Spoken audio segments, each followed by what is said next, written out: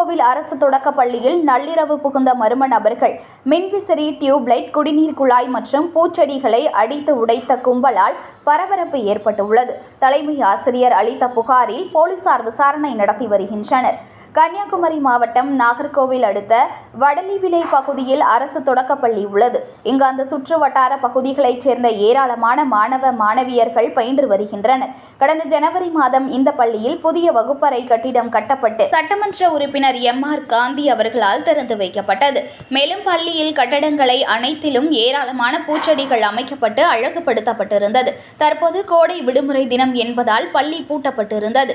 பள்ளி தலைமை ஆசிரியர் பள்ளிக்கு வந்து மாணவ மாணவியர்களுக்கு அடிப்படை வசதிகள் செய்வது குறித்து ஆசிரியர்களுடன் ஆலோசனை மேற்கொண்டு விட்டு மாலை பள்ளியை பூட்டிவிட்டு சென்றுள்ளார். நேற்று காலை பள்ளிக்கு தலைமை ஆசிரியர் வந்தபோது பள்ளியின் 3 அறைகள் சேதப்படுத்தப்பட்டிருந்தது.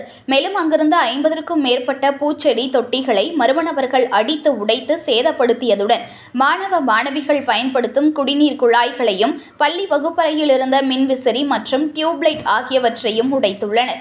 இதை பார்த்து அதிர்ச்சியடைந்த தலைமை ஆசிரியர் கோட்டார் காவல் நிலையத்தில் புகார் அளித்தார். இந்த புகாரின் அடிப்படையில் சம்பவ இடத்திற்கு சென்ற போலீசார் விசாரணை நடத்தி அந்த பகுதியில் உள்ள CCTV கேமரா காட்சிகளை ஆய்வு செய்து வருகின்றனர். மேலும் இரவு பள்ளிக்குள் புகுந்த மர்ம நபர்கள் பள்ளியை சேதப்படுத்திய சம்பவம் அப்பகுதியில் பரபரப்பை ஏற்படுத்தியுள்ளது.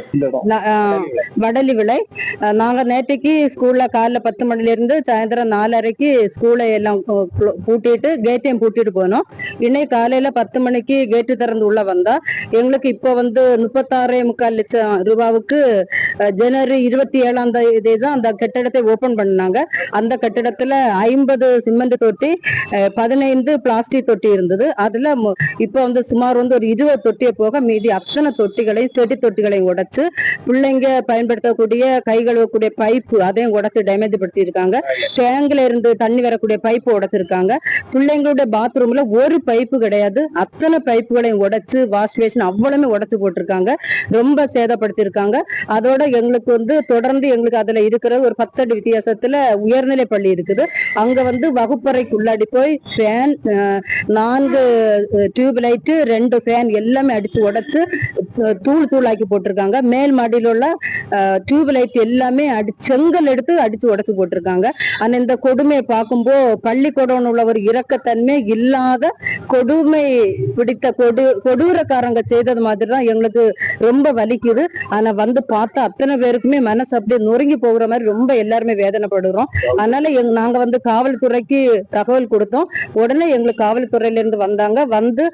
அந்த குற்றங்களை செய்தது யாரு அவதான் நாங்க உடனடியா கேமரா எல்லாம் பார்த்து நடவடிக்கை எடுக்கிறோம் அப்படின்னு சொல்லிட்டு எங்களுக்கு உறுதி அளித்திருக்காங்க. ஆனா எங்களுக்கு இந்த இழப்பீடை நாங்க ஸ்கூல் திறக்கிறதுக்கு முன்னாடி அதை எப்படி சரி செய்யறோம்னு உள்ளது ரொம்ப ஒரு வேதனையா இருக்குது. ஏன்னா பிள்ளைங்களுக்கு பாத்ரூம்ல ஒரு பைப்பே கிடையாது, தண்ணி ஒண்ணுமே கிடையாது. மாவட்ட ஆட்சியருக்கும் இதை தகவலை தெரிவித்துக் கொள்கிறோம்.